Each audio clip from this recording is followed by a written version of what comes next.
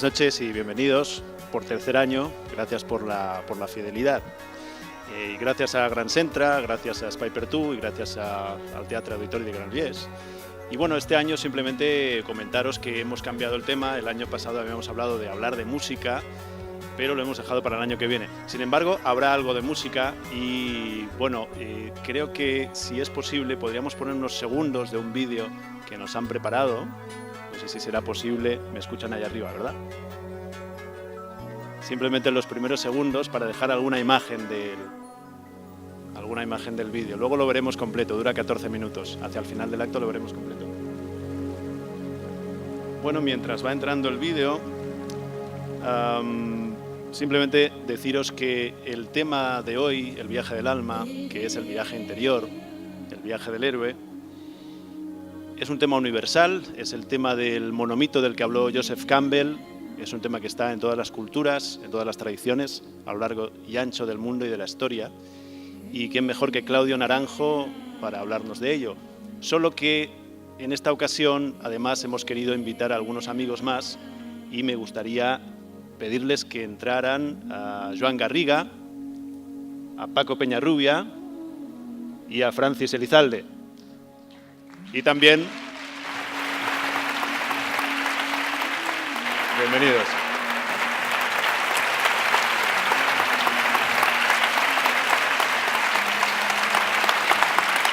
Y también, por supuesto, a Claudio Naranjo, que no lo vamos a hacer esperar. Bienvenido, Claudio. Gracias por venir un año más.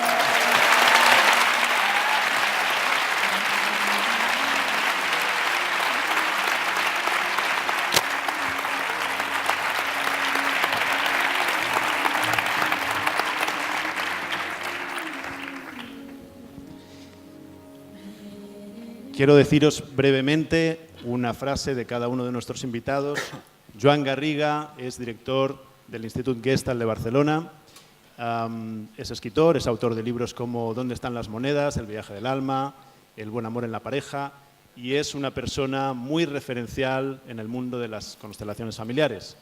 Gracias por venir, Joan. Francis Elizalde es psicólogo, ex librero, en este caso es un asunto importante también por su afición al mundo de la literatura y de la gran narrativa, y además, bueno, tiene un centro de terapias en Bilbao, ha venido desde Bilbao, gracias por venir también. Y Paco Peñarrubia es, podríamos decir que es el pionero de la Gestalt en España y también dirige un centro en Madrid, CIPAR, y también ha tenido la amabilidad de venir y es autor, por supuesto, de ese libro estupendo que es La vía del vacío fértil, y ahora además está escribiendo otro libro sobre Gestalt y grupos, que bueno, hemos leído un capitulito y pinta muy bien. También Francis creo que está en algo sobre sueños y Gestalt, no sé exactamente si sería eso, y yo me imagino que algo más nos traerá el año que viene. Y bueno, simplemente pues quería presentaros brevemente antes de decir sobre Claudio que, bueno, no hacen falta las presentaciones con él, pero para decir algo, pues simplemente insistir en esta idea de que es realmente la persona, una de las personas más adecuadas para hablar de este asunto, del viaje del héroe, ya que lo ha cultivado profundamente y ya que él fue un gran buscador y sobre todo fue un gran buscador que encontró. Esto es algo que siempre quiero subrayar porque me parece que la manera de vivir y de enseñar de Claudio Naranjo es muy coherente con esa búsqueda, con ese algo que él encontró y de lo que espero que nos pueda hablar esta noche. Hay una pregunta con la que comienza este libro, El viaje interior en los clásicos de Oriente, y es ¿qué buscan los buscadores? No sé si esta sería una buena pregunta o un buen tema para iniciar, pero les hemos pedido a nuestros invitados que preparen algunas preguntas para Claudio y les voy a pedir que, por orden, de una manera informal, se las vayan planteando. Antes de eso, quisiera, Claudio, que nos contaras cómo estás. Yo estoy muy bien. Hoy me hubiera tocado prepararme para esto y no me ha dado la gana, así que he tenido un día libre. Me he concedido un día libre. Muy bien.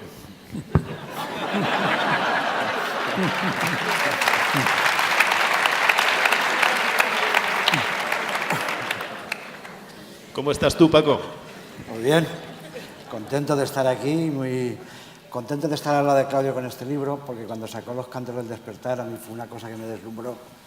Me gustó tanto aquel primer capítulo y encantado de que ahora siga con los mitos de Oriente, así que agradecido de poder estar aquí. Creo que mirabas, Claudio, que tú me pedías saber si se podía ver alguna imagen del Con la libro. música. Con la Con la música correspondiente. ¿Sería posible eso, buscar una Un par de imagen música, par de minutos. con la música? Yo no lo he visto. ¿Lo viste? Yo no lo he visto, No lo así que viste. quiero Pues si se puede tenerlo repetir, presente cuando hable. Quiero hacer presente también al ilustrador, tan extraordinario ilustrador que ha embellecido tanto este libro, es el libro más bello que nunca he publicado, no solo por el contenido, que es un maravilloso conjunto de libros orientales, sino por las ilustraciones. Y las ilustraciones están estructuralmente pensadas para mostrar ciertas etapas del viaje en cada caso, en cada capítulo. ahí está el vídeo. Esta es una imagen que, si no recuerdo mal, es Aladino y la princesa, ¿verdad?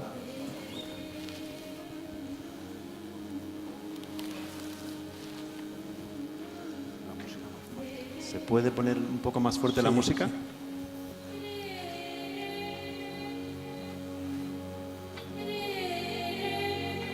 Abramos.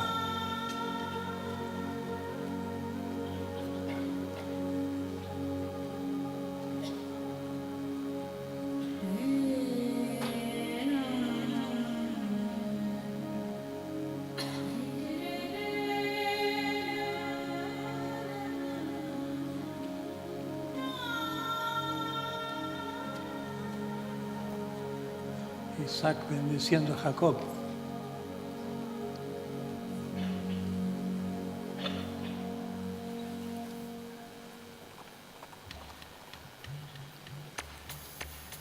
Bueno, ya está bueno como muestra, pero podemos ver más adelante. Hacia el final ya lo pasaremos completo. Francis, bienvenido. ¿Qué tal? Muchas gracias.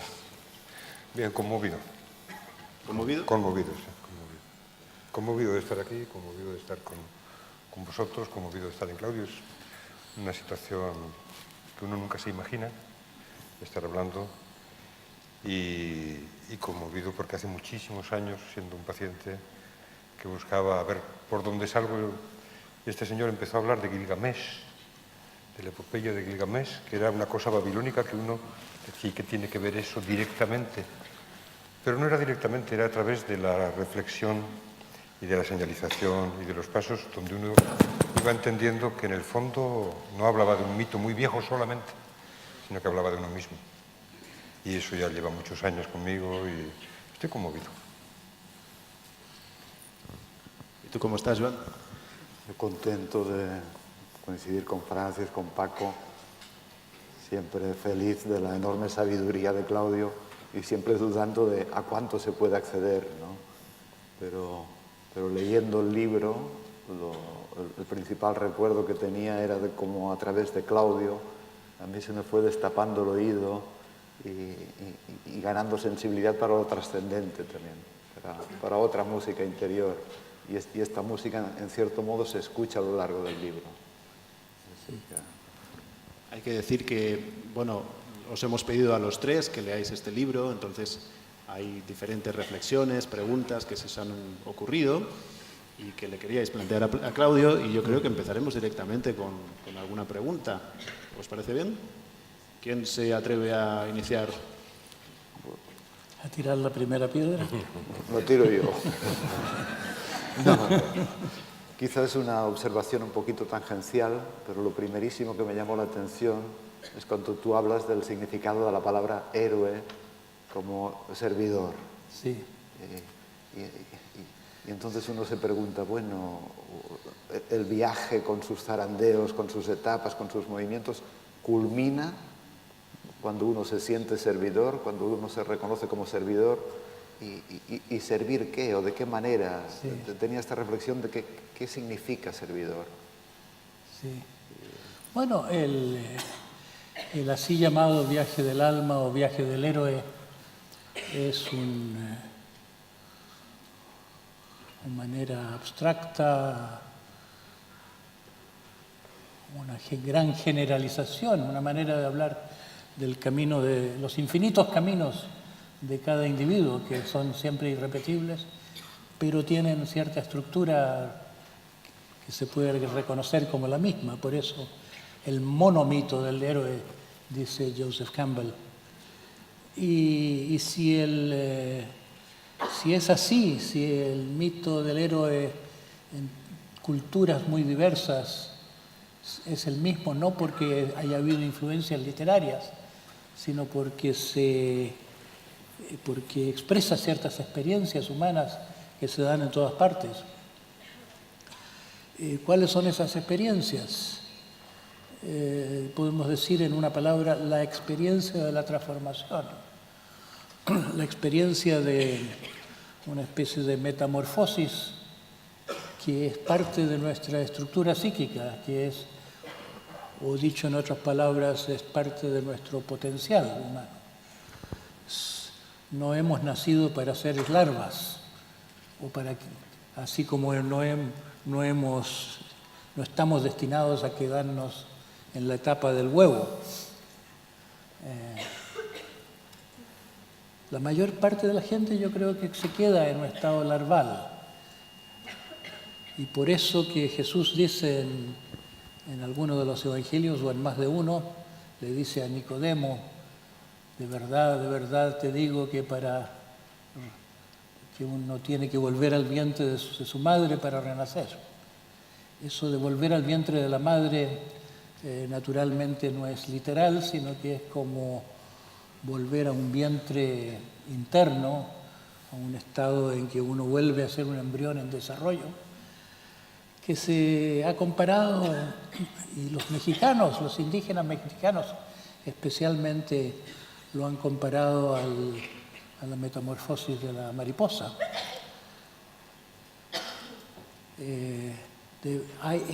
Existe en la vida humana una incubación que es propiamente la entrada en el viaje, la entrada del camino. Y en la crisálida, el organismo, el gusano que se hace crisálida, va desintegrando sus tejidos de su primera fase de la vida. Y va a salir algo muy diferente, va muriendo y va renaciendo al mismo tiempo, se va regenerando, podemos decir.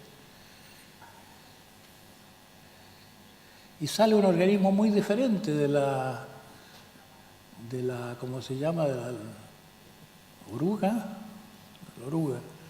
La oruga es más bien fea, la mariposa es bastante bonita. La oruga solo camina en terreno plano o trepa por los árboles lentamente. La mariposa vuela rápidamente en direcciones imprevisibles. Es como que tuviera una existencia en más dimensiones que la oruga. Y la oruga es muy devoradora, deja destrozos detrás de sí, se come las hojas, come. Lo único que hace en la vida es comer, como la mayor parte de los humanos, que psíquicamente comen, como son ávidos de esto, de aquello. Y la mariposa es, si decimos que el estado final del desarrollo, lo que en las tradiciones espirituales se llama la etapa de fruición del camino, es una de generosidad. Entonces el camino del héroe no es distinto del camino del bodhisattva. La transformación va de la inconsciencia a la conciencia, va de la ansia de amor a la capacidad de darlo. Es intrínseco al desarrollo humano que al final el héroe da algo. Y así se describe el viaje en 4 palabras más o menos, cuando Joseph Campbell dice que el mito del héroe es uno de alguien que va más allá de los límites normales de la humanidad y que vuelve de esa tierra desconocida, desde ese aparente más allá, y trae un fruto, trae algo que es de valor para el mundo que ha dejado y al que vuelve a entrar. Pero la pregunta que tú haces, qué da o de qué naturaleza es lo que da. Yo creo que no cabe porque nadie sabe lo que le depara, la misión que le va a tocar. Se la descubre a mitad de camino. Es como, yo muchas veces uso la imagen de la bellota, que la bellota sabe muy bien cómo transformarse en un roble adulto. Paso a paso, día a día, sabe crecer. Pero si le preguntas a una bellota qué quiere ser cuando grande, si supiera hablar no te lo sabría decir. Entonces, los humanos también. Es intrínseco a nuestra condición, que tenemos que conocer la vida paso a paso, que se abren territorios que no pueden saberse racionalmente desde el comienzo. ¿Qué me va a tocar ser cuando grande? ¿Qué voy a aportar al mundo? ¿Qué es lo que me toca dar? Es como que si uno está en sintonía con algo más grande, el cielo te lo dirá, como dice Confucio. Confucio dice que a los 40 años se le abrió el oído a la voz del cielo. Tú debes conocer esa cita, tienes mejor memoria que yo. A los 15 tenía un impulso, a los 30 tenía una creencia, a los 40 tenía una certeza, a los 50 tenía un camino, a los 60 sabía cómo hacerlo, a los 70 podría seguirlo sin salirme de la escuadra. Algo así. Como seguir la voluntad del cielo sin salirme de la escuadra. Sí, sí. O sea, mientras más avanzado el camino, más se hace la voluntad del cielo. Eso.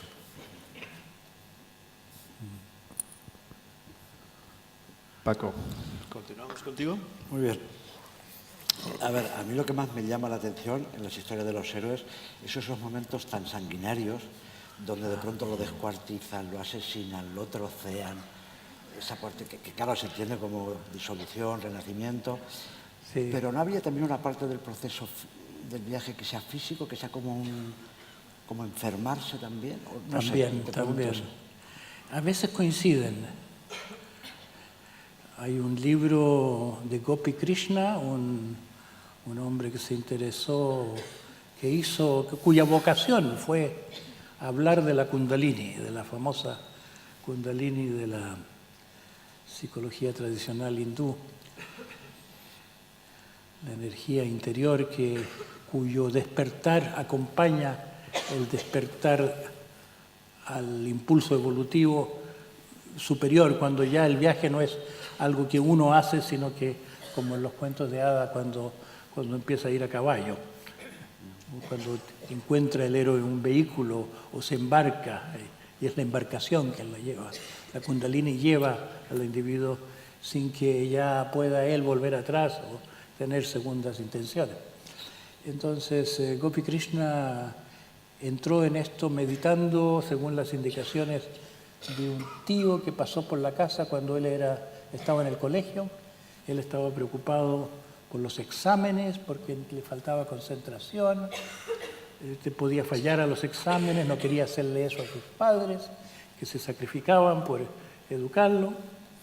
Y entonces este tío meditaba y pasó unos días en la casa y el muchacho, viendo al tío que meditaba, le pregunta sobre la meditación. El tío le dice: te iría bien para la concentración, tú que tienes que estudiar, esto ayuda mucho la atención.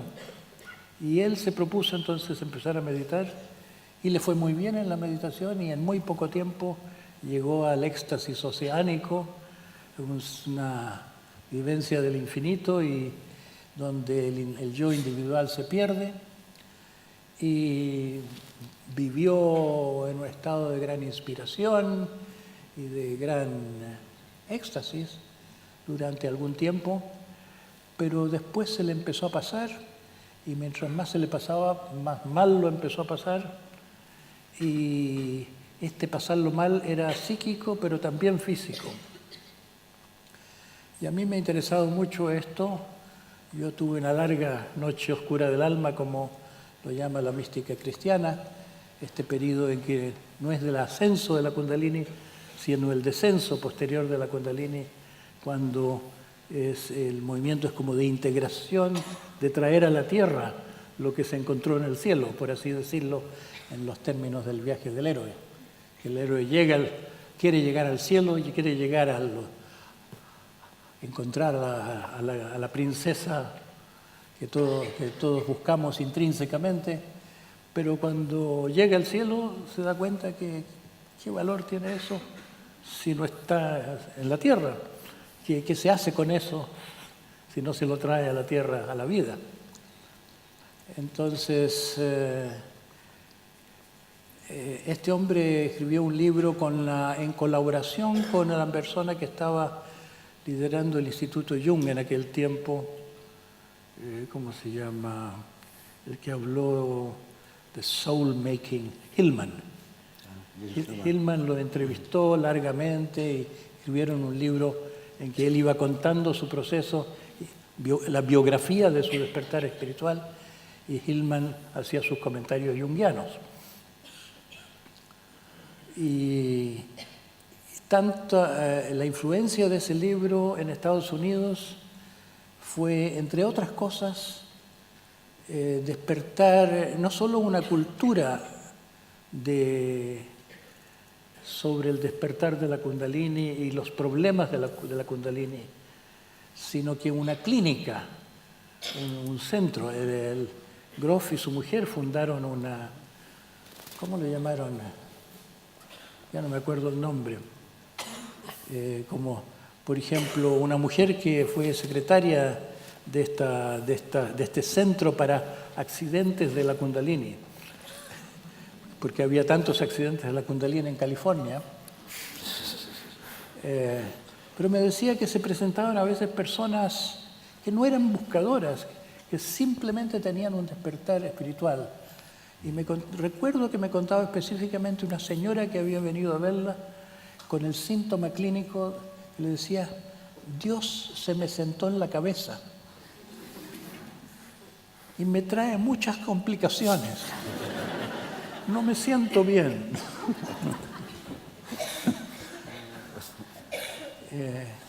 Entonces hay personas que no llevan bien el despertar espiritual, pero para ellos más problemático aún es cuando el despertar espiritual se acaba.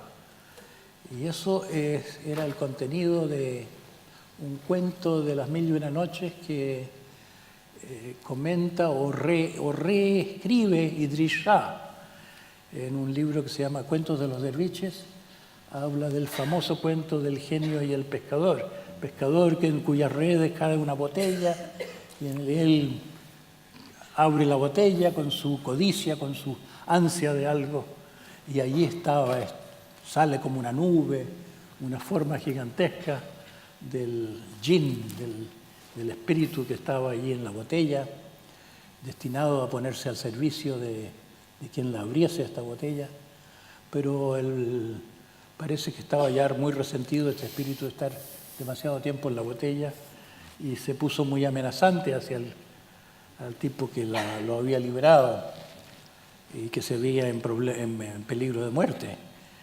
Y se las ingenió el hombre para convencer a este genio de que volviera a entrar a la botella a través de una apuesta. Dijo: que tú que te crees tan poderoso, que no puedes volver a entrar a esta botella. Y ahí le puso claro el corcho otra vez. Y lo usa esto Idries Shah diciendo: hay mucha gente sedienta de intensidad espiritual que quieren destapar estas energías cuando no están preparados aún y se ven en camisas de 11 varas. Y eso yo creo que es la esencia de lo que llamamos la inflación, lo que Jung llamó la inflación. Jung lo describe como un contacto con el inconsciente colectivo, pero el consciente colectivo de Jung es una estratagema conceptual para meter de contrabando lo que los antiguos llamaban los dioses. Los arquetipos que son los habitantes del inconsciente colectivo, son los símbolos sagrados de todas las culturas. Entonces Jung dice: hay que tener mucho cuidado con entrar en el inconsciente colectivo. Es como lo mismo que hay que tener mucho cuidado con la Kundalini, o hay que tener mucho cuidado con tener experiencias espirituales profundas antes de estar preparado. Entonces,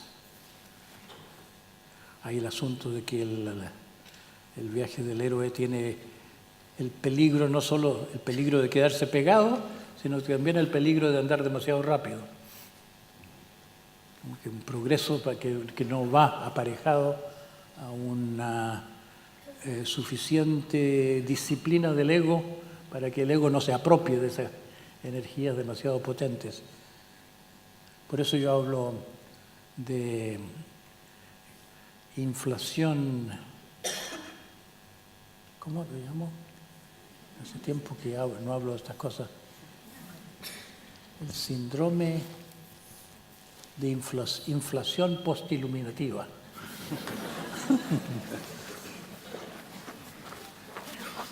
La iluminación está ahí, se abre, pero el que tiene demasiado ego se la pasa haciéndose propaganda. Yo me encontré con Dios.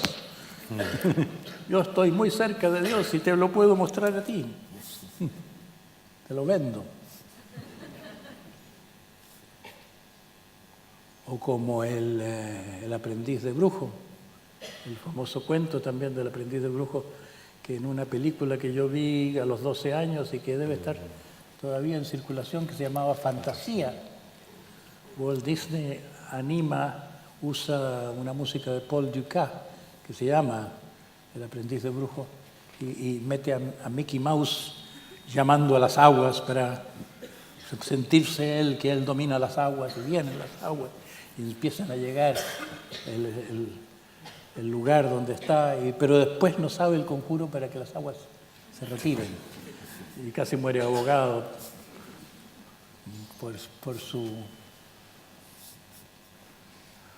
condición de saber a medias. Sí. Algo así. Se me apelotonan las preguntas a medida que vas hablando y las ideas, ¿no? Una es la dificultad intrínseca, ¿no? ¿Qué sucedió en los orígenes de la humanidad en la que alguien de pronto encontró o halló un camino? Cayó de un paraíso porque veníamos desde ya en un estado donde la individualidad y el universo no eran contradictorias, sino que uno podía ser uno mismo y ser con lo demás, ¿no? O eso se descubrió casi accidentalmente y fue considerado tan precioso que luego se ha mantenido esa tradición por encima de tantas otras, porque no es una tradición que se caracterice por los numerosos éxitos, ¿no?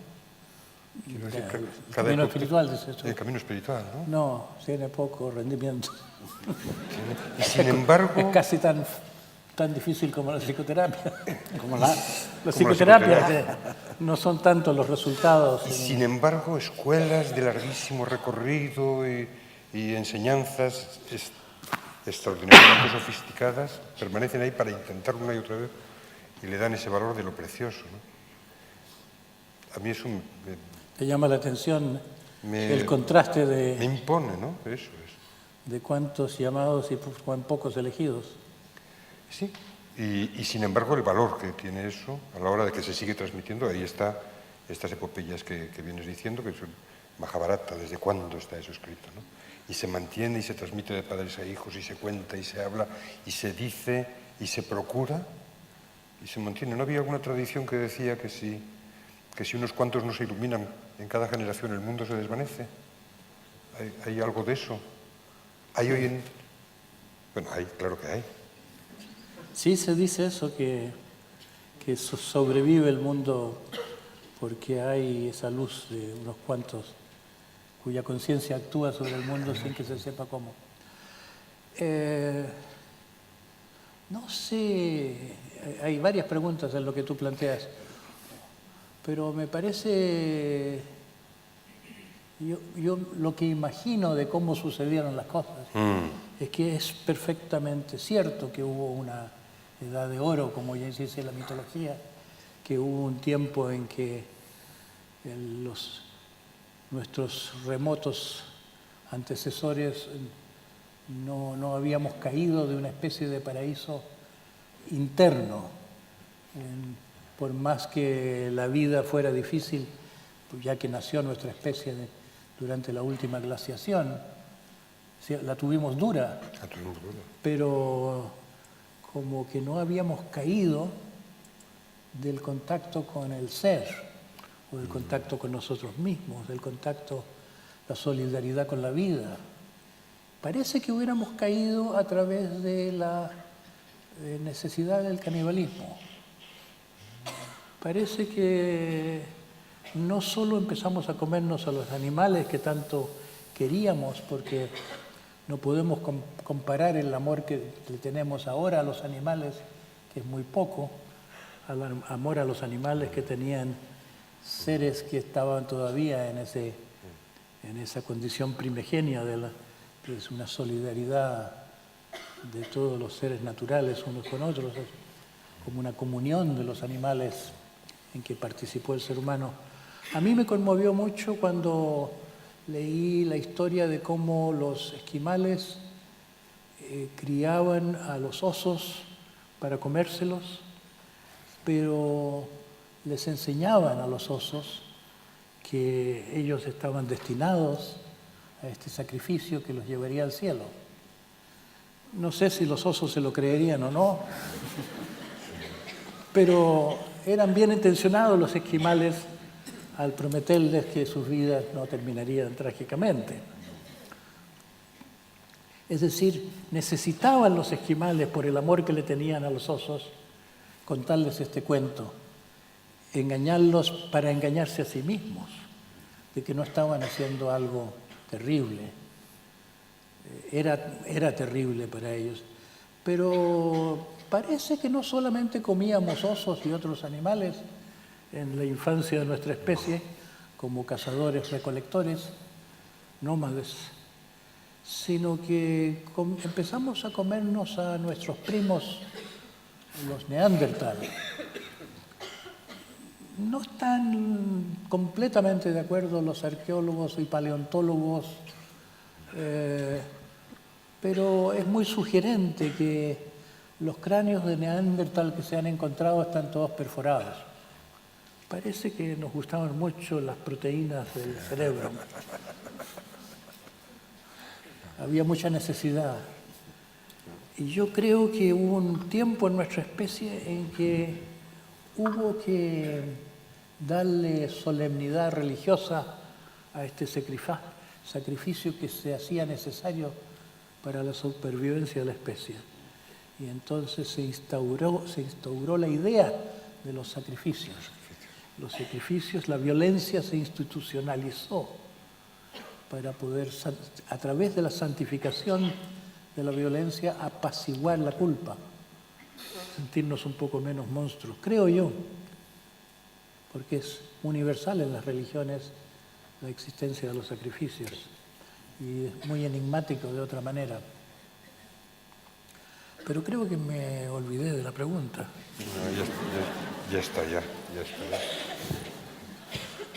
Ya está por ahora. Ya está. Como primera aproximación.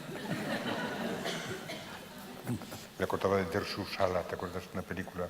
Der Susala, que aún se veía cómo hablaba con el tigre, con el ratón. Maravillosa. Se ve que los del frío tienen contacto con los animales todavía, como decías tú, los de la glaciación. No, yo quería preguntarte, bueno, en lo que he leído en el libro y en el viaje, parecería que a Lío le gusta pronunciar la frase que se haga mi voluntad. Pero, ¿A Lío personal? No, a Lío personal, al ego, sí. Y parece que si por descuido se le presenta lo divino, corre el riesgo de atragantarse a veces, ¿no? Pero, ¿corre el riesgo de? De que al Lío se le atragante lo divino, y parecería que en el viaje... Bueno, a menos que tenga la estrategia de atribuirle a Dios sus deseos. Eso, pero esto sería... Dios lo manda, Dios lo ordena. Enrique VIII invocó la voluntad divina para cortarle la cabeza a cada una de sus esposas. Pero esto sería la inflación de la que hablabas antes, ¿no? Pero si en el viaje hay un punto que no toca sino de poner la propia voluntad para abrirse a otras voluntades, es ¿Cómo nos llega el llamado para el viaje? Porque espontáneamente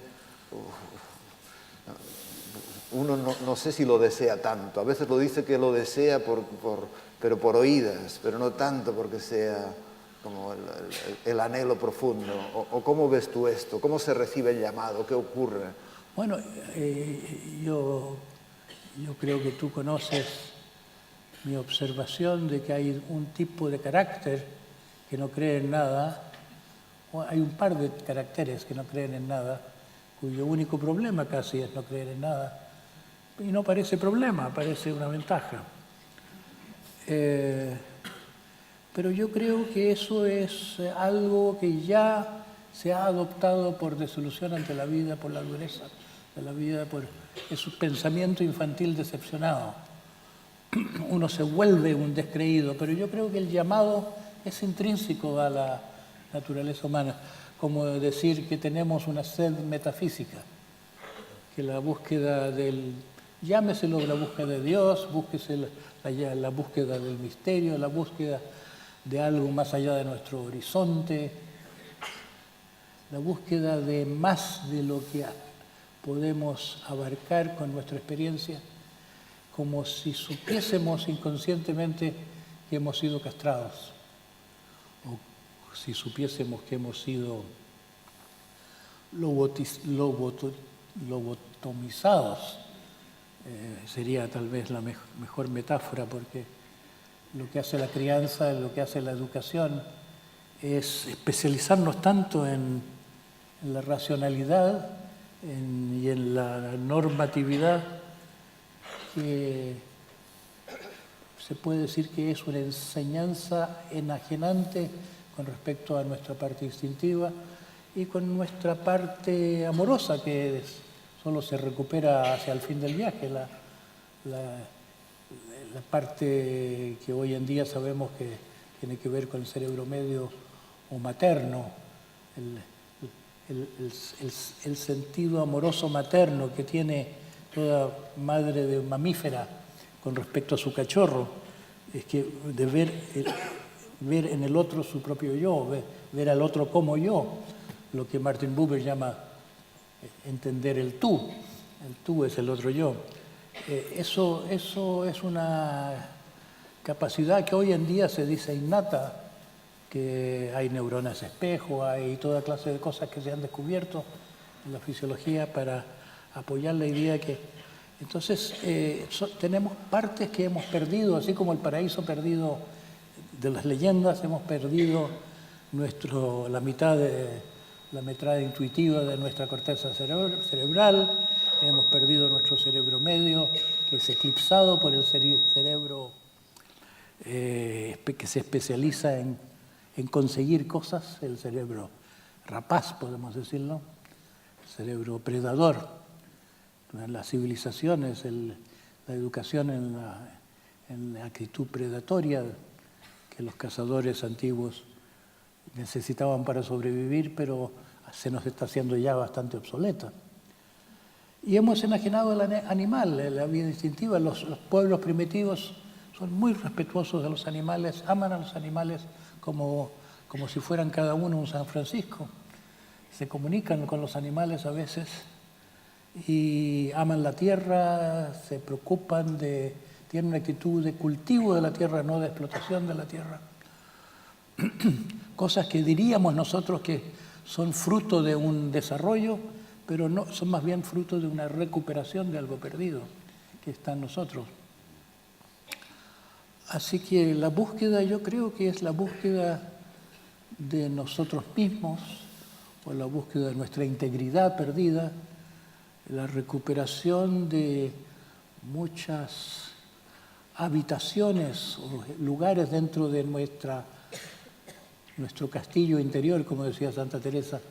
Estamos viviendo en una sola habitación, que es la del intelecto lineal y normativo, lo que llamo yo la mente patriarcal, seres patriarcales que buscan su integridad recuperando su parte niño y su parte materna. Así que, en resumidas cuentas, no me parece un misterio que eso de que tengamos una sed de recuperar el paraíso perdido o recuperar el ser perdido. Me parece un misterio más bien que lo hayamos olvidado.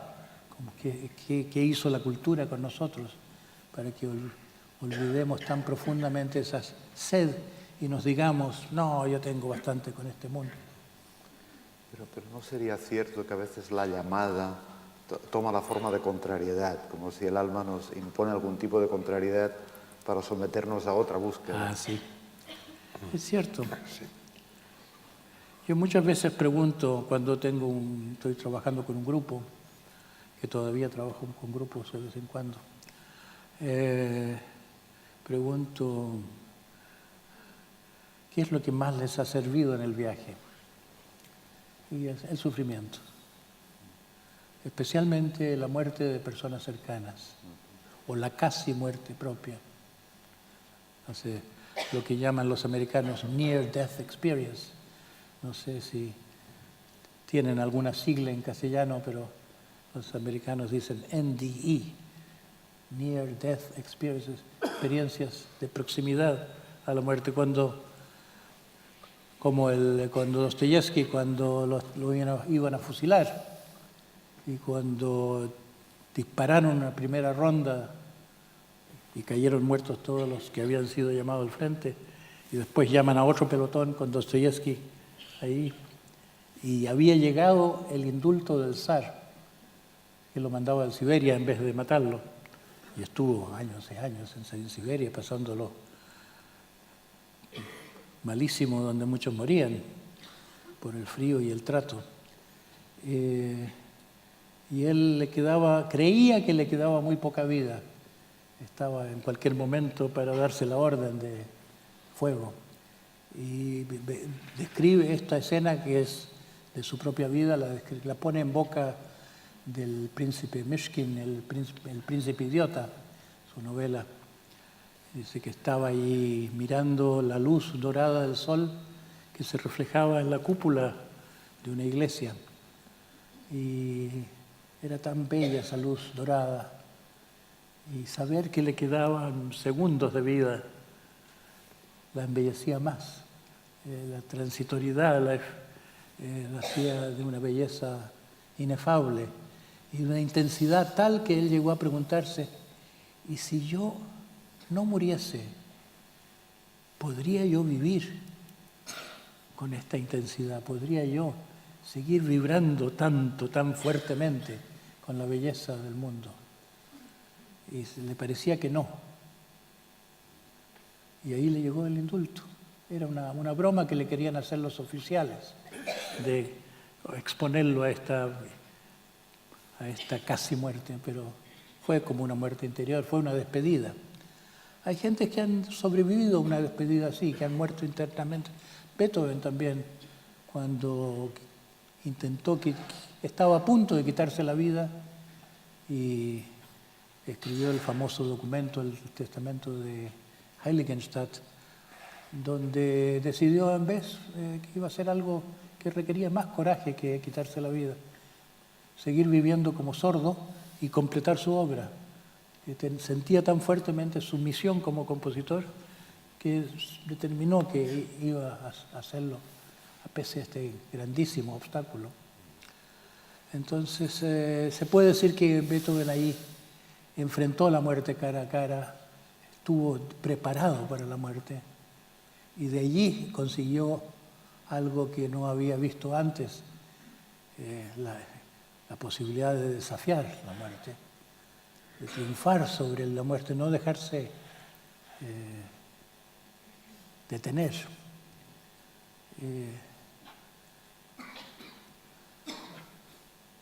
Entonces ahora una vez más me he olvidado de el enlace con... Contestaste perfecto.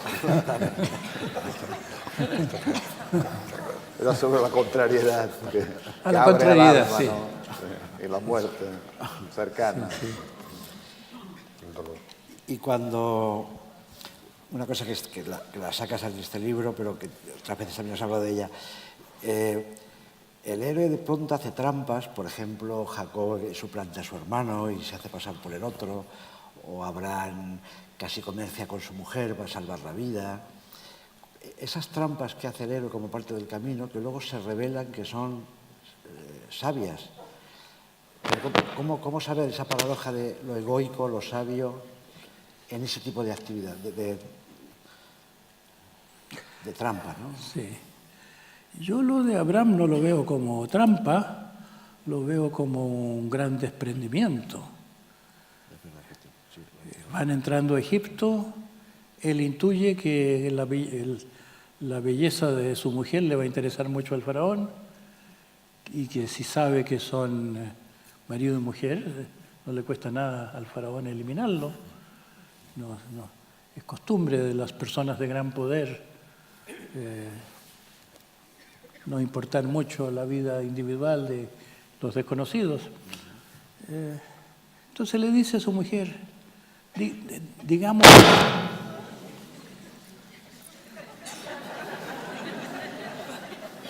parece que no quiere que la cite. Digamos que somos hermanos, porque así el faraón no me matará. ¿Quién dice que eso es una trampa? Es una opción de que más vale la supervivencia, sobre todo que Dios le ha dicho que Él será el padre de millones, la fuente de una nueva cultura, nacida de un pacto con Dios. Es una responsabilidad, es en cierto modo lógico, y lo que requiere es desapego, la capacidad de no decir, me voy a quedar sin mi mujer, ¿qué voy a hacer sin mi mujer? O también la capacidad de violar una convención al dejarla ir tan rápidamente. Es difícil juzgar. Y cuando Jacob hace lo que la madre le dice, es un acto muy ambiguo, porque Jacob nace con un mellizo. Nace primero, Esaú sale primero y sale Jacob después pegado con la mano en el tobillo de su mellizo. En el desarrollo del Génesis se ve que el carácter de Jacob es envidioso.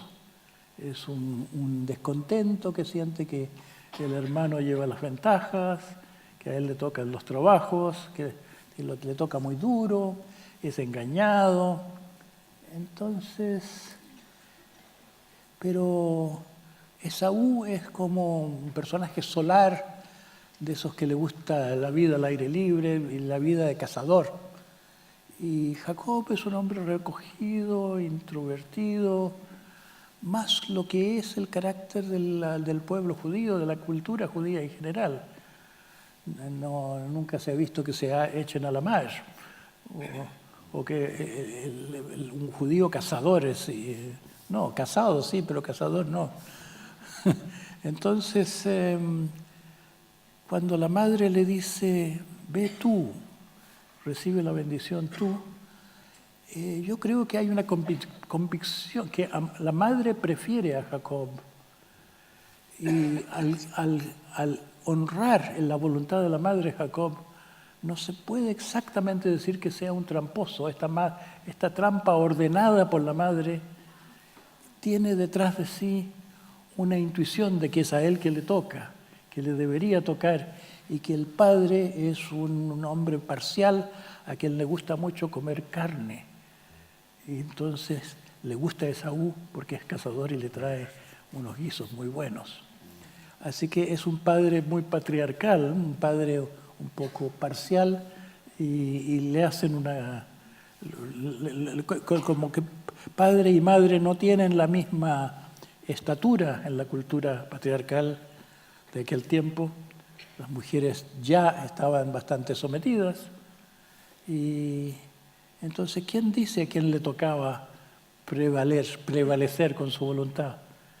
Jacob le da la razón a su madre, o sigue el consejo de su madre, según una intuición muy válida, que podríamos decir una intuición algo transgresiva en el mundo patriarcal, pero no necesariamente tramposa en el sentido bajo de la palabra.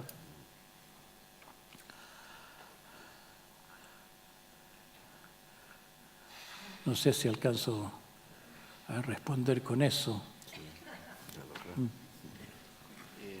Bueno, a mí me sorprende muchísimo la capacidad de hermenéutica de Claudio, ¿no? Supongo que es un tema que quería hacer hincapié también en este asunto.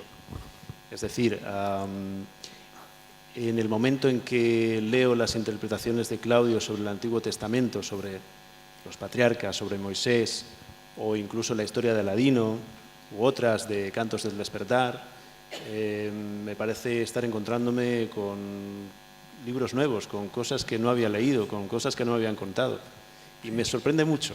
Simplemente quería llamar la atención sobre este asunto, esta capacidad para explicar eso que algo o alguien o algunos dejó ahí en esas historias universales, ¿no?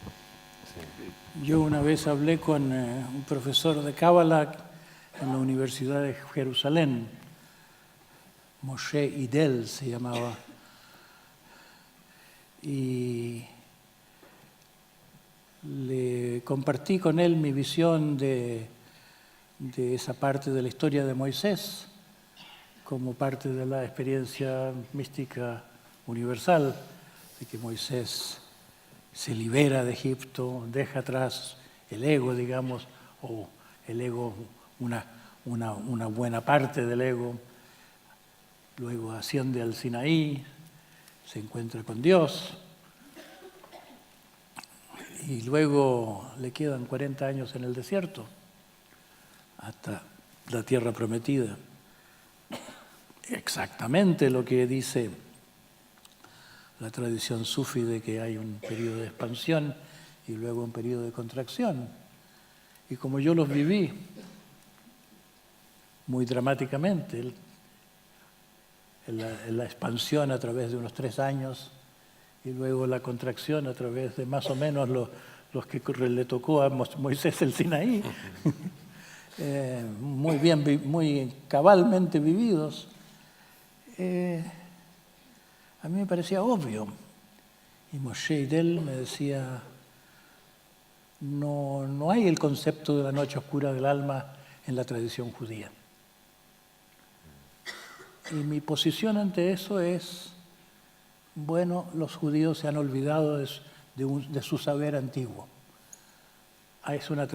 Debe ser una tradición interrumpida. Siempre las cosas más sabias son las más esotéricas, no lo sabe la sabiduría popular. Tiene que haberlo sabido quien redactó el libro. Es demasiado perfecto el encaje de todo. Demasiado sabio el libro para no cumplir con lo que se le ha atribuido, que tiene un sentido no solo simbólico, sino que un sentido místico o anagógico, como lo llamaba Tomás de Aquino, que solo puede entender uno que ha pasado por ahí, que ha navegado por esos mares. Así que yo le debo la interpretación de las historias, no exactamente haber llegado al fin del viaje, porque me queda viaje todavía, pero sí haber llegado a esa parte del viaje en que Ulises, en la tierra de los feacios, cuenta su propia historia. Una fase de mi vida en que se me dio la comprensión de los mitos como libros abiertos. Es un poco como Sigfrido cuando se baña en la sangre del dragón, entiende el lenguaje de los pájaros. Hay ciertas comprensiones sutiles que se dan porque uno ha cumplido una cierta etapa. Y claro, no hay esa idea de que los patriarcas sean una sucesión de estados internos en la misma persona, pero sí se pueden señalar otras obras en que eso es así. Sin ir más lejos, Jodorowsky, El Topo, cuando hizo esa película, El Topo, hay el hijo del topo y hay el nieto del topo, y muy claramente son estados sucesivos en una misma vida. y que existen simultáneamente. Existe en nosotros el viejo yo y una nueva vida que se ha desarrollado. Incluso puede haber simultáneamente una tercera entidad que es como otro nivel de conciencia y se mantienen simultáneamente. Y Totila Alberts, la persona sobre quien escribí Encantos del Despertar, el último capítulo, que fue la persona de influencia espiritual más potente en mi juventud. Él también escribió una epopeya en 5 tomos, en que hay partes, hay periodos en que estaba escribiendo 2 o 3 tomos a la vez, y no era escribir, sino que vivir distintos cuerpos, distintos niveles de la existencia que eran como cuerpos uno dentro del otro. Así que tú una vez usaste una frase, ¿cómo fue este personaje con respecto a los papas de Aviñón? Ah, sí. Álvaro Cunqueiro estaba en Aviñón estaban visitando los palacios de los papas de cuando estuvieron 200 años los papas en el exilio en Aviñón. Y mientras explicaban, un señor se le acercó y le dijo: oiga, pero todo esto es mentira, ¿no? Porque si no se sabría. Claro. Todo lo que dices tú debe ser mentira, porque si no se sabría. Eso es, lo voy a poner entre mis argumentos. de que tengo razón. Francis. Ha respondido a todo lo que tenía preparado en este momento, porque iba a preguntarte precisamente, para mí, encontrarme con un libro donde se puede abordar la historia sagrada, entendiendo que 3 personajes son un mismo personaje, o la historia del Mahabharata, entendiendo que los 5 hijos, que los 5 Pandavas son los 5 dedos de la misma mano, haciendo la misma cosa. Te quería preguntar, como escritor, a mí me suena como una mezcla de absoluta ingenuidad y de erudición tremenda. Es decir, la ingenuidad suficiente como para no caer en lo que siempre se ha dicho, sino como para permitir una mirada clara, pero ahora has dicho tú hace un momentito, me fue dado. ¿Cómo se pone uno delante de una historia como la historia de los patriarcas y es capaz de permitir que el brillo de la historia, el brillo de lo que estaba dentro, salga en medio de tantas exégesis como se han hecho tantas veces y se han dicho tantas cosas? Y parece que lo suyo es hacerse el listo y aumentar más el engrosamiento de eso. Pero tengo la impresión de que me lo has contestado. Yo creo que el que una historia sea sagrada Sí. Significa que es eco de un nivel sagrado de la existencia, que refleja una alta conciencia, un alto... pero eso no quita que el incienso que se le agrega a los libros sagrados sea una cosa un poco cuestionable. Algo así como el patriotismo. Si se dice que hay una historia sagrada, que es la historia del pueblo judío, que los libros bíblicos no son comparables con el resto de la literatura, son una cosa aparte de la literatura, porque tienen este carácter tan sagrado, yo creo que eso es chauvinismo. Y yo creo que el nacionalismo judío antiguo ha tenido el efecto de inspirar todos los nacionalismos posteriores. El nacionalismo judío original, de sentirse el pueblo judío, el pueblo elegido, era en cierto modo cierto. Israel, como otros pueblos, como Egipto en su momento, como Babilonia en su momento, como Grecia en su momento, cada pueblo tiene siglos de iluminación en que sobresale en el panorama del mundo, como podríamos ver como el planeta que se encienden luces aquí y allá, y ahí está la verdad. Es como, estos se están comunicando con Dios, estos se están comunicando con una cosa más profunda. Ahora le toca a los chinos, ahora le toca a los hindúes. Entonces, hubo un momento en que eso era cierto, que Moisés tenía razón en abrirse paso hacia la tierra prometida, no dejar que se interpusieran tribus enemigas, hacer batalla para reconquistar Palestina. En ese momento tenía sentido. Pero cuando eso se transforma en una institución en otros momentos históricos, eso puede inspirar la rabia de Hitler, la rabia envidiosa de uno que dice, si estos son los número uno, yo también soy. ¿Por qué no yo? Y el nacionalismo es uno de los grandes problemas del mundo hoy. Es lo que está más de moda. Aunque desaparezcan las naciones, todavía queda el nacionalismo. Se expresa en los partidos de fútbol. En la política y el fútbol, que son la misma cosa en distintas versiones. El espíritu de partido. Los míos son mejores que los tuyos.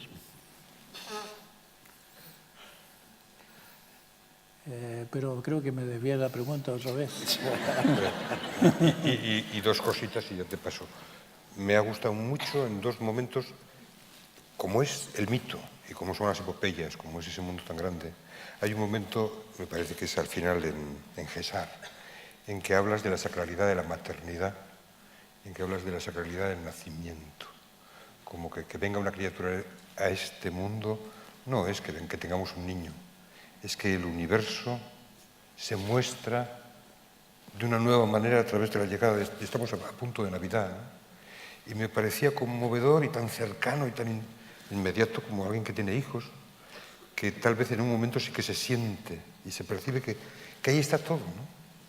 ¿Quién soy? ¿A qué pertenezco? ¿A qué me debo? ¿Cuál puede ser una misión en la Tierra? ¿Qué es el universo? ¿Cuál es mi relación con ello? Esa sacralidad, que hay dos momentitos de César con la madre y con el hijo en 2 páginas seguidas, que lo haces maravillosamente. Y también en César cuando dices que un gran lama te dijo, mucho mito, poco hombre, hay que recordar, o dijo alguien, mucho mito, poco hombre, es importante que el héroe es un hombre real, ¿no? Existió, vivió, nació, tuvo madre, ¿no? No son fantasías. No son fantasías, eso. Es la realidad más profunda de todos nosotros. Bueno, hay epopeyas guerreras porque vivimos en un mundo guerrero y se puede expresar el viaje universal en el lenguaje de guerrero. Pero también es cierto que hay epopeyas que son como romances, como la epopeya del Santo Grial, o como la de Eros y Psique, el alma y Dios, el Dios amor. Es una epopeya que expresa todos los contenidos y en ese sentido tienes razón tú, que el proceso de dar a luz y de darse a luz y el proceso de incubación del feto en el vientre materno son una epopeya alternativa a la epopeya guerrera. Ahí está todo, en cierto modo, un símbolo natural.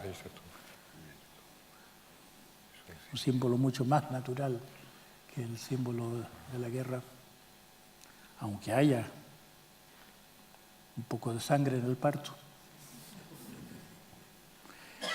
Y según los mexicanos, las mujeres que mueren dando a luz se van al mismo paraíso que los guerreros muertos en el campo de batalla.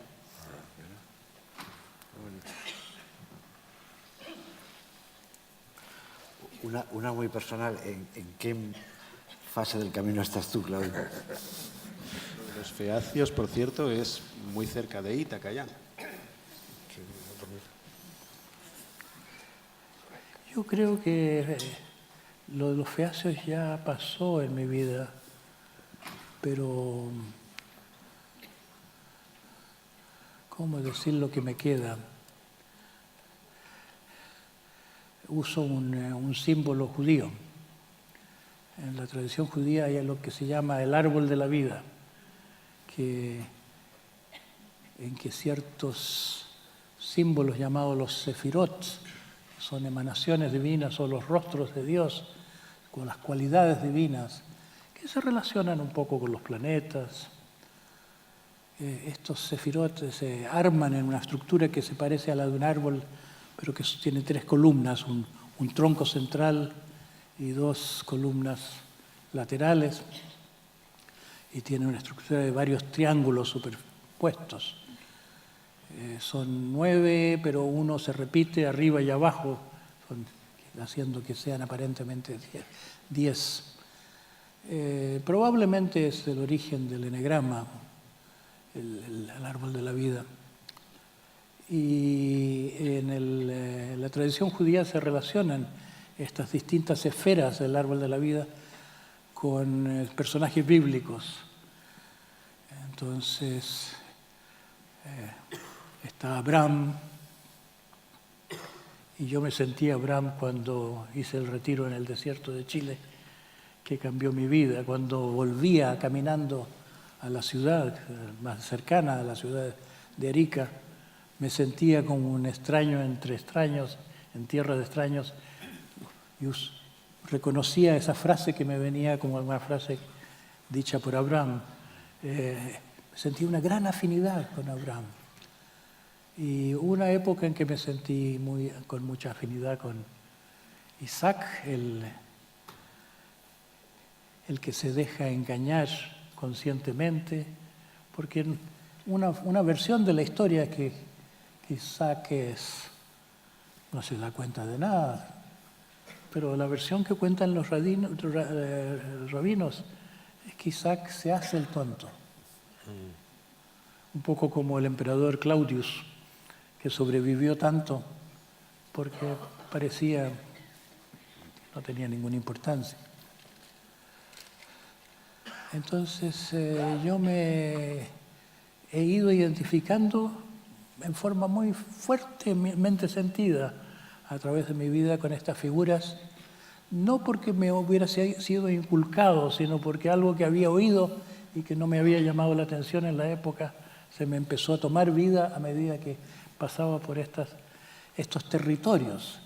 Se puede hablar de las etapas del camino en términos de estos patriarcas bíblicos. Esa es una de las tradiciones judías.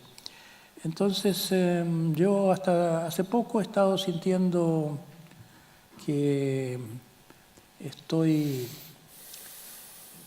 creciendo, haciéndome más y más como el rey David, que es el unificador de Israel, el que termina la conquista de la tierra prometida con el rey David. Termina la guerra de conquista, termina como que el rey David se permite al final tener un mundo en paz. Y yo me he identificado comparativamente con otros momentos de la vida, como esta época de mi vida como una de saber estar en el mundo, de tener influencia. No solo doy conferencias, sino que hoy en mis conferencias personas que antes no me oían. Empiezan a llegarme invitaciones que antes no me llegaban. Como en Chile el año pasado di una conferencia que me encontré con 2.000 personas, primera vez que mi país me recibe con tal interés entre los jóvenes. Y al día siguiente me llamaron del Senado para que fuera a hablarles de educación. Esas cosas son nuevas, como que se me consulta como una autoridad, las autoridades empiezan a respetarme.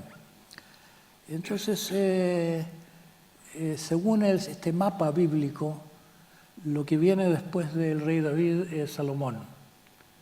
Salomón que construye el templo, Salomón que es el que reina en paz y que se asocia con la sabiduría. Yo tengo la esperanza de que, así como empezó mi viaje interno por lo que los chamanes llaman el ascenso a los cielos, tuve un periodo iluminativo muy intenso en que en cierto modo no estaba acá, era como un conducto de intuiciones o de inspiraciones superiores, y todo esto era un proceso extático, un proceso de sentirme muy feliz, de ser un canal de todo eso, que fue el comienzo de mi trabajo, porque no era mi trabajo, era como un medium que no sabe lo que va a decir y que dice cosas que en cierto modo están más allá de sus capacidades, es decir, así como estuvo lo sagrado en primer plano al comienzo de mi viaje y después vino el trabajo, el ayudar a otros. Yo tengo la esperanza y un poco de deseo también. No me quedan muchos deseos, pero sí, si hay uno. No estoy en un estado de buscador como en el sentido de empujar, de querer hacer algo para que suceda, porque tengo tanta fe en dejarme llevar por el río. Es como un comprobar día tras día que mientras menos hago, más se hace a través de mí. Me siento justamente como un embrión en el vientre de la madre que ya le tocará el parto. Y tengo la sensación de que no falta mucho para el parto, para que yo esté completo. Y que no voy a vivir mucho después del parto. Y que tal vez le conviene al mundo que esté todavía incompleto, ocupado de cosas que sirven más que la contemplación. Por ahí. Yo sigo y no sé hasta qué punto se te puede preguntar a ti, también por tu propio viaje, pero si miras retrospectivamente el viaje que has vivido hasta el día de hoy, ¿qué es lo que sientes como tus aliados o tus ángeles o tus cuidadores? Habrás enfrentado infiernos también, demonios, ogros, pero ¿qué? Yo me he sentido muy acompañado de los 2 muertos más queridos en mi vida. Mi hijo, que murió a los 11 años, y mi más cercano amigo, que fue no exactamente un maestro, pero sí lo que Castaneda llama un benefactor, alguien de quien me llegó una bendición, no porque tuviera en mi vida la función de uno que me da tareas o que me critica, que me señala un camino. Murieron uno en el año 67, el otro en el año 70. Y muchos clarividentes me dicen que los ven en mi trabajo, que cuando trabajo están por ahí ayudándome. Y yo me inclino a creer que sea así, que mi trabajo tiene un elemento no tan fácilmente explicable, que es como una bendición y que parte de esa bendición me llega de ellos. También de mi actual maestro. Yo tengo un maestro, Tartang Tulku, maestro tibetano muy notable, que soy la única persona que lo ve, aparte de las personas que trabajan para él en una gran empresa de la construcción de un complejo de monasterios por una parte y por otra parte en la edición de los clásicos tibetanos, que reparte por millares cada año a los lamas en formación, a los que siguen el camino budista en lo que queda no del Tíbet, que ya no entran mucho estas cosas, pero sí en los países cercanos como Ladakh, Bután, etc. Yo siento que me llega esa bendición, que como que yo mientras más maduro, más permeable me hago a esa influencia. Entonces, como se dice usualmente en la tradición budista, que le llegan a uno las bendiciones del maestro y de la línea de los maestros a través de él. Intuyo que sea cierto, no lo conozco exactamente. Muchos indicios me hacen sentir que es así. Son los principales apoyos. Sería mucho ya preguntar por qué demonio te ha tocado enfrentar así en tu propio viaje.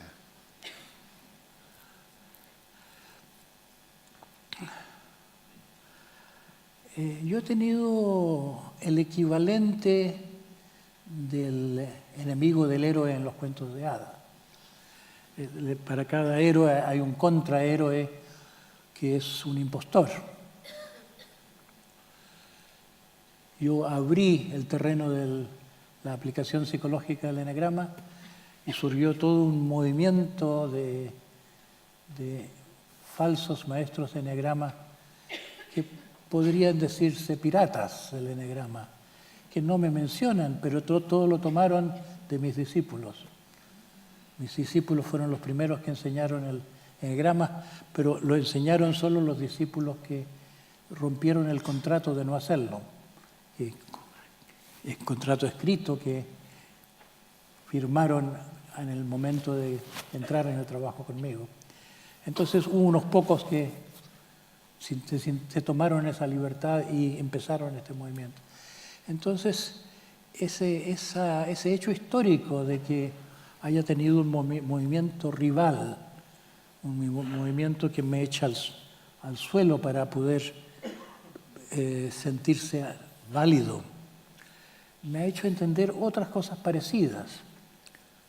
Por ejemplo, en el movimiento de la Gestalt, yo he delatado a los enemigos de Fritz, que surgieron después de la muerte de Fritz, con la pretensión de Laura de ser el centro del movimiento, la co-creadora de la Gestalt y otras cosas. Yo tenía una cierta amistad con Laura. Mientras vivía, me venía a ver una vez al año de Nueva York, comíamos juntos, y era como un disco roto, la rabia contra Fritz, que no la había mencionado en el testamento, que la había olvidado, que la había abandonado. Esa ira de Laura fue vivida por los hijos edípicos de Fritz y Laura, que eligieron la mamá. Eso originó todo el movimiento de la costa este. Y toda la costa este ha sido un movimiento muy, no solo anti-Fritz, sino que yo heredé anti este defensor. Yo me sentí uno que le daba voz a Fritz muerto cuando empecé a ser crítico de la Gestalt. Algo así me pasó con Totila Albert también. Totila Albert fue conocido como escultor en Chile, no fue conocido como poeta, que es lo más importante, menos fue conocido como profeta, que es lo que creo yo que fue más profundamente, y no se lo ha descubierto todavía, pero eso fue lo que movió su vida. Y Totila Albert fue muy desconocido por los suyos, en el sentido activo de la palabra, como muy no reconocido, muy llegando a situaciones increíbles, como por ejemplo, él era profesor extraordinario de la Academia de Bellas Artes, el Museo de Bellas Artes está acoplado a una escuela. En el tercer piso que yo visité de niño, donde tenía él muchas obras en yeso, una vez se pusieron de acuerdo los de la Facultad de Bellas Artes, hombres todos muy respetables, y lanzaron todas sus obras de yeso, algunas de bastante tamaño, al piso del edificio, que quedó todo hecho añicos. Le destrozaron la obra porque estaban impacientes de que se fuera y dejara vacar a su taller, porque ya no querían concedérselo más. Fue lento él en responder, bueno, así. Entonces, fui yo un testigo del repudio que el pueblo, que la cultura chilena artística sobre todo, le tenía a Totila Albert en su ensalzamiento de otros escultores mediocres que hoy en día no se recuerdan. Y Totila me decía, qué lástima, me podrían haber aprovechado, yo les habría llenado la ciudad de monumentos y me voy a despedir sin haber cumplido esa función. Y yo heredé un poco ese espíritu de victimizado, solidaricé tanto con el espíritu de Totila rechazado por el mundo chileno, que yo creo que eso me ha traído un trato semejante. Mi trabajo ha prosperado en muchos países y en Latinoamérica, en Argentina, hay mucho interés en Uruguay, en Brasil, en Colombia, pero en Chile no. En Chile ni siquiera me ha invitado a la Universidad de Chile, donde me formé, a dar una conferencia. Me han dado un doctorado honoris causa en educación en Italia, me ofrecen ahora 2 doctorados más, uno en ciencias humanas. La Universidad, Chile es una excepción. Es como si el espíritu del país, no de la juventud del país, pero las instituciones de mi país, tuviera algo contra mí.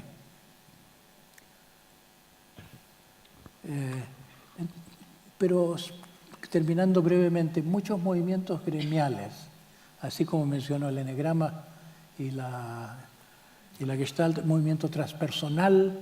Yo escribí los primeros libros transpersonales, La única búsqueda de la psicología de la meditación, y creo haber sido el primero que usó el término transpersonal. Después se formó una revista, no me llamaron a formar parte de ella, no me invitan a los congresos de psicología transpersonal. En el mundo psicodélico, yo introduje muchas cosas en los años 60 cuando trabajaba en Chile. Introduje la ayahuasca, introduje lo que ahora se llama el éxtasis, introduje una serie de la ibogaína, que se usaba solo en el África. Hice los primeros experimentos. Me tocó, providencialmente pasaron por mis manos, porque estaba leyendo algo en la biblioteca de la Escuela de Medicina, porque alguien me contaba una historia de por qué había sido misionero en el Congo, cosas así.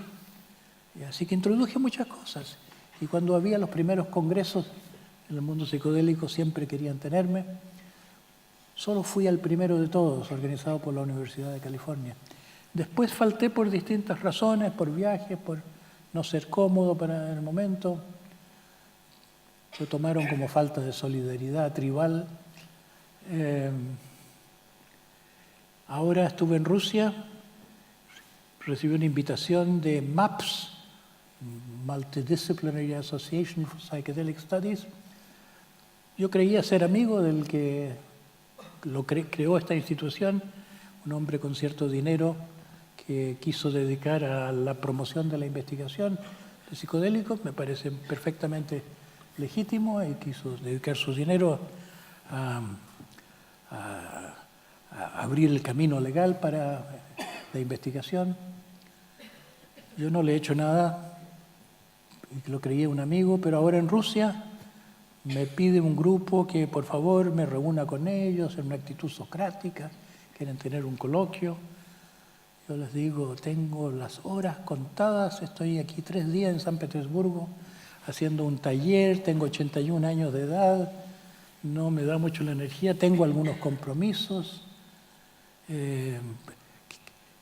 Les rogaría que me excusen y vengan ustedes al hotel en que estoy parando y ahí podamos reunirnos. Y me llegó una respuesta: no esperábamos más de ti. ¿Cómo les llega una cosa tan prejuiciosa si no es porque el movimiento psicodélico ya me tiene en tela de juicio? No sé qué circula en torno a mí, qué chisme. Pero la situación es muy parecida a la del enegrama. Me han robado todos mis descubrimientos, a la gente le gusta atribuírselos. Me mencionan muy poco, no me invitan a los congresos, que ahí tienen muchos. Hay contrahéroes en cada uno de estos campos. Hay uno que especialmente es un rival, uno que se califica como el que debería estar a la cabeza. Abrí el Congreso último internacional de Gestalt ¿cómo se llama?, en Cartagena de Indias, en Colombia. No vino nadie de Chile, mi país, porque pensaban que la apertura de la conferencia del Congreso debía haberlo haber sido llamada Nana Schnaki. Hay personas que dicen yo, y en el caso de la Gestalt no ha contribuido mucho al progreso de la ciencia, cuando predomina la política. Bueno, esos son algunos. No tengo monstruos, que son todos muy terrenos, pero en cierto modo como monstruos porque no se les ve la cara. Son como fenómenos grupales, como atmósferas. Yo creo que ha llegado la hora de ver algo del vídeo. No lo vamos a poder ver todo. Incluso no sé si nos dará para ver 5 minutos escasos, pero creo que puede valer la pena. Y entonces quisiera también invitar a Parama Libralesso, que es el ilustrador de este libro. Si está por aquí, no lo veo. No veo nada. Y con la música más alta. Si queréis podemos iniciar ya el vídeo. A ver qué alcanzamos a ver. Bueno, Parama.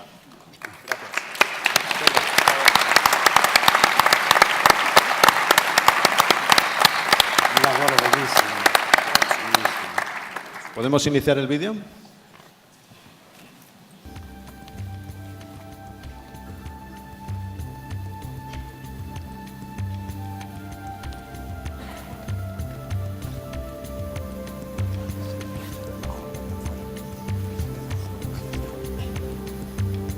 No sé si en estos primeros minutos nos quieres explicar alguna cosa de este vídeo. Hablo muy mal. Y por eso, no sé. Hecho este es- Guesar, la epopeya de Guesar.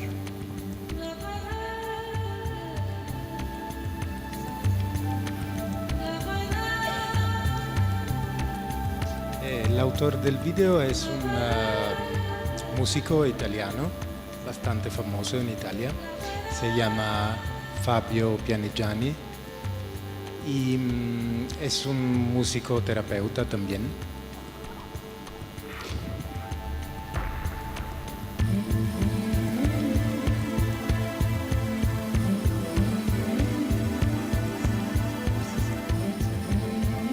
Quizás se puede poner un poco más alto el volumen.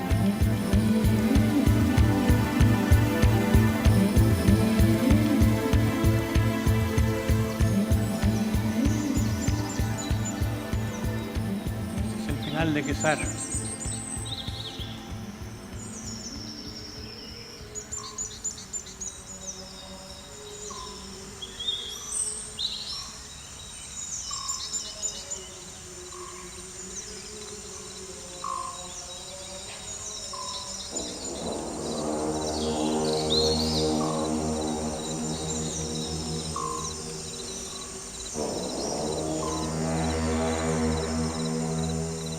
Mahabharata. Hay algunos sonidos más sutiles que hacen conveniente subir un poquito más todavía.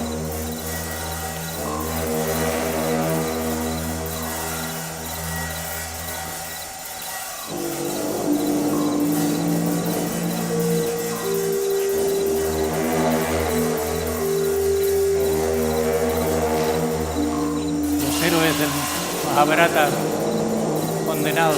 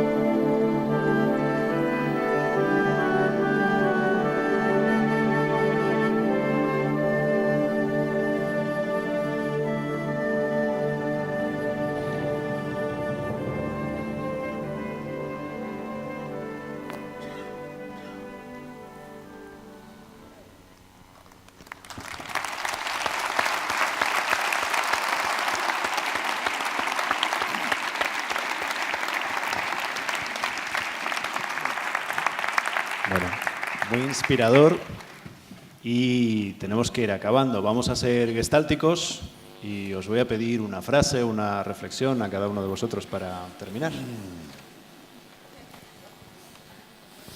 No sé. Muchas gracias por haber escrito este libro. Por ejemplo. Muchísimas gracias. Gracias por compartir fragmentos de su vida también. Muchas gracias por hacer sentir esta gratitud. Ojalá pudiera ser esto más largo. Tenemos que acabar ya. Pero, Claudio, no sé si quieres añadir algo más para terminar. Creo que Homero dice en alguna parte que los dioses crearon a los hombres porque gustan de sus historias.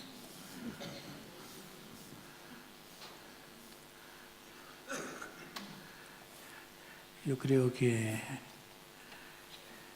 independientemente que los dioses gusten especialmente nuestras historias,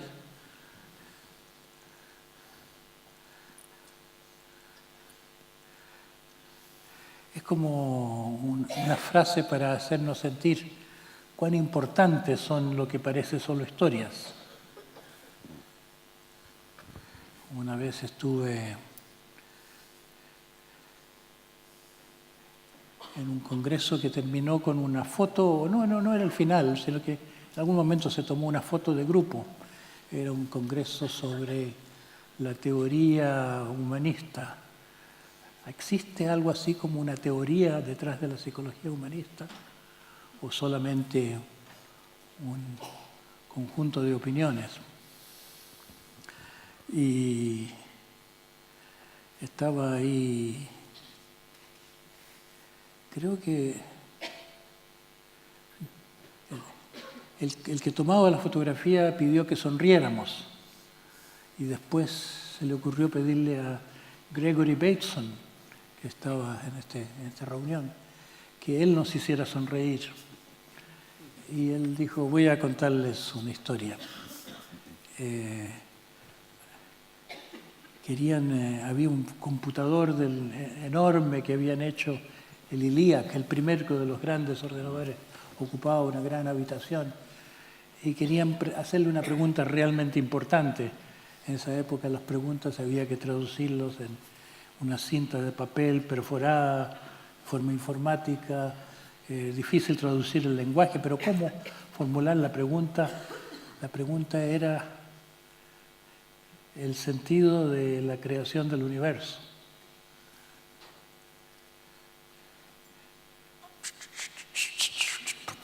Giraban las ruedas, se esperaba que el papel procesara esta pregunta. Al final, el computador, a través de una simulación de voz, dijo, voy a contaros una historia.